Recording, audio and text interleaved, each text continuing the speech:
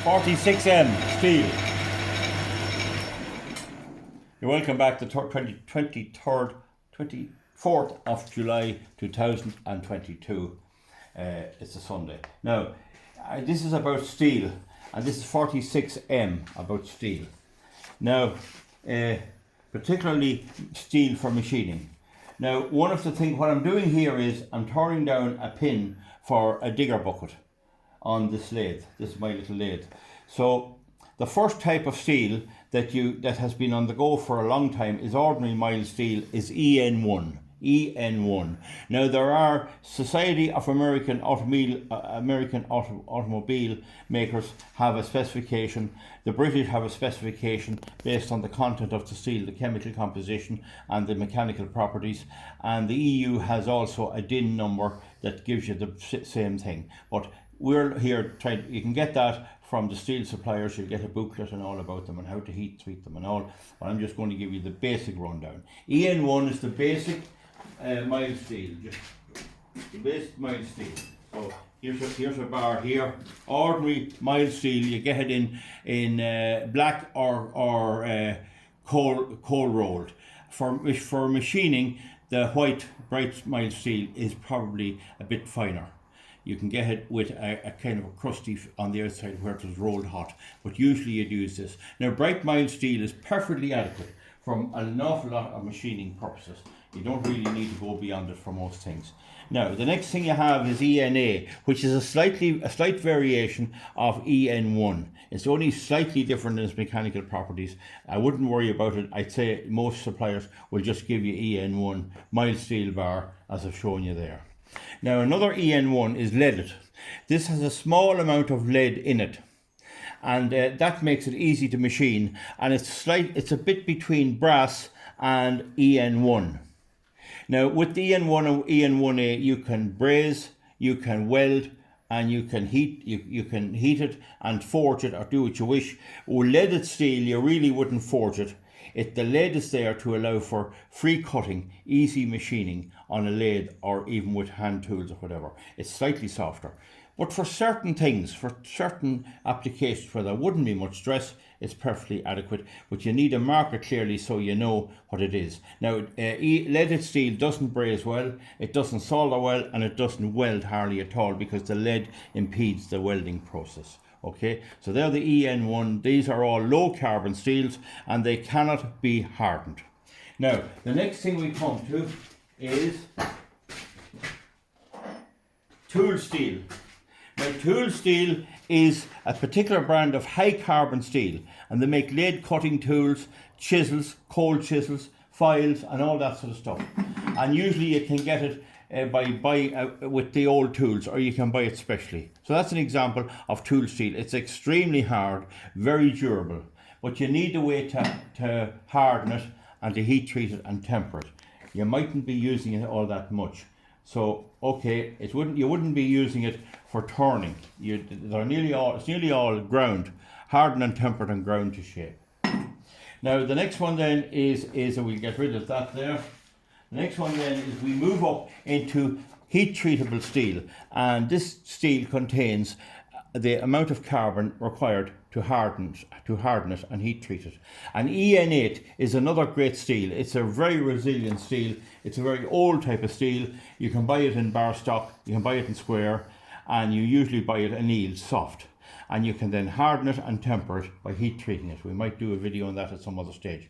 But the thing about EN8, it has very few of the modern additions in it. It doesn't have molybdenum or chromium or nickel and that. And because of that, it's a very simple type of steel. I'd say this type of a bar here is probably made of it. It's a simple type of hardenable steel, but the addition of the other metals in steel alters its mechanical property. But EN8 should never be bypassed for simple jobs. Making something that you wish to harden and temper and it'll work the best, it's a very good steel, EN8.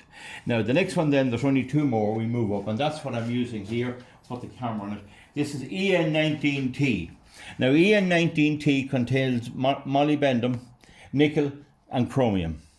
And these metals added to the steel, in addition to carbon, have an impact on the mechanical properties. And one of them is one of the impact is that they allow the hardening process where you heat it, when you cool it in your water bath or whatever way you cool it, or oil.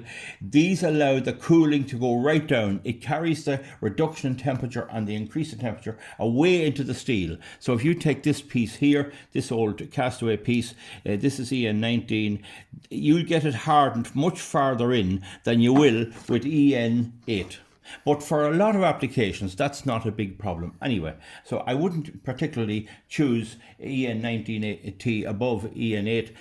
But you can get EN19 annealed as well if you order it specially. You get it soft, and if you have heat treatment facilities, you can do it. Now, there is no point in getting annealed EN19 and paying extra for it if you're not going to heat treat it, because ordinary mild steel will just do the job every bit as good unless you're hardening it and tempering it. There's a big debate in engineering circles as to whether carbon and these other alloying elements improve the resilience of the steel without heat treating it, without hardening and tempering it. In America, they use the word temper and draw, but basically you harden it like glass, and then you treat it so that you remove some of the hardness and replace it with toughness. So I have found myself that the better quality steel, the carbon steels on these EN19 and 24, do seem to be a bit more resilient as cold. Okay, this here is a piece of EN19T. This has been hardened and tempered at the factory, and so it's ready to go. You don't need to do anything with this. It's machinable. So I'm just going to give it a wee run. And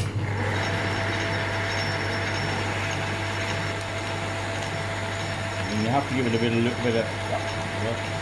So you can see the idea there. I want to bring that down to a certain diameter, and as I get close to it, I'll be more careful. Just now I know it's not near that diameter. Now the thing about this steel, once it's finished, I'll just be drilling my 2 pinholes at each end, and away it goes. It can be used as is because it is more resilient, tougher, more impact resistant than ordinary mild steel, and it will last a lot better. Now, so that's a good choice. EN19 is not well known about. Now, I order my steel from Morris Moffat in Monaghan. I think they get it from Impact Steels in Dublin, but they'll only deal with commercial. They will sell you mounts over maybe €70 of that, but you get it of the local supplier. Moffats are good, or you might get it of Impact Steels. And as I understand it, Impact Steel buys their steel from West Yorkshire Steel, and you'll get their website. You can inquire from them as well. There's usually a colour code at the end to tell you what it is, and you get the wee booklet from them to tell you what you have. And when you have it, make sure you label it so that you don't forget what it is. Now, going back to EN19T, this is a good steel. This is used in industry quite a lot. Excellent for making cog wheels where there's a bit of stress. Excellent for any application, shafts, all that kinds of stuff. And obviously excellent for digger pins. Okay, now that's EN19 tempered. EN19T, you usually buy it ready for machining and no heat treatment. The next one is EN24, and this is very common. This is what you'll usually get if you order a high quality steel. Now, I have to say, in 19 and 24, these all contain molybdenum, nickel, chromium, and sulfur and other elements like that, and of course the correct amount of carbon to make them heat treatable, capable of being hardened and tempered. EN24 is very close to EN19. I prefer the EN19, but then that could be because normally you'll only get EN24 as annealed, as soft. But the EN24 and the EN19 and the EN8 can all be heat treated. If you make a cogwheel out of them, you can heat treat these if you have a heating furnace. Now, the thing about it is that EN24 is often used for this very same application, for the shafts and digger buckets. But if you get it soft, it's highly debatable if it's any better than an ordinary piece of basic steel, of basic mild steel. Highly debatable. I don't think it is. So you can get EN24 hardened and tempered as well. I can't imagine when you'd ever use EN19T or EN24 hardened, unless you got it the exact fit. See, you won't get the shafting the exact fit to fit what you want. If you did, maybe the hardening would do if you could get the holes drilled in it. But if it's hard, you're into trouble. Do not try to machine hardened steel pure hardened steel on a lathe or on any machine. It's very, you can only grind it really and cut it with an angle grinder. Much better get the tempered version of EN19, EN24, and also this EN8, as far as I know, only comes in soft, so you have to heat treat it. Now, so I hope I've explained that.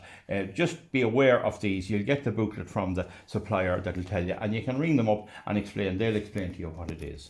In this case here, I always imagined EN19T is a heavy steel. Components made from it seem to be quite heavy, but then all steel is heavy. I suppose that's the fault with steel. I mean, they can't use it mostly in aircraft except for small parts because it's so heavy. They use aluminium. But for other things like digger buckets where you have plenty of power, axles for tractors and all that sort of stuff, it's good. I may just finish. This is a piece, an old axle of a tractor, an old Ferguson tractor, and it's corroded where it's laid out. But this is excellent stuff. You can use that, and I have used it. This is great steel. If you have old tractors and they're scrap on them, if you get the shafting of the tractor and cut off the hardened ends, of course, the hardened ends will be hard, but the middle piece is tough steel and is capable of being machined. I have filed it there and I've cut it there myself today. So that's basically it all, folks. There are several other steels. There's EN16, there's EN9 and all that. But for the average Joe So, all you need is EN1, EN1A. I wouldn't worry about too much. EN1 leaded. Do not use EN1 leaded if there's heat treatment or brazing or welding. Then you go into EN8. EN19T is the right one for the lathe, for making components if you can get it, and for milling and all that. EN24, if you can get it in T, it's almost the same. Slightly different mechanical qualities. I would think that the EN19T is slightly tougher and slightly better able to take banging and hitting and being impacted and all that sort of stuff, but there's not much in them. EN24 serves very well, and as I understand it, if you buy a new digger, that's what's in the cross pins in it. Folks, that's it. There is a type of steel used in the buckets of diggers. They call that prison steel, would you believe? It's a special toughened steel. It's only made, I think, in Czechoslovakia. The buckets, the teeth in the digger buckets are extremely tough. And I never wouldn't be using it because it's too hard to machine it. But it's a separate type of steel. They used to use it in the bars of prisons because the more you try to cut it, the tougher it got. It's I don't know, is its chemical and its composition well known. It doesn't really matter anyway. What I've given you here is the basics. So please, that's it. Thank you very much. It'll not be for everybody. Give me a thumbs up and a thumbs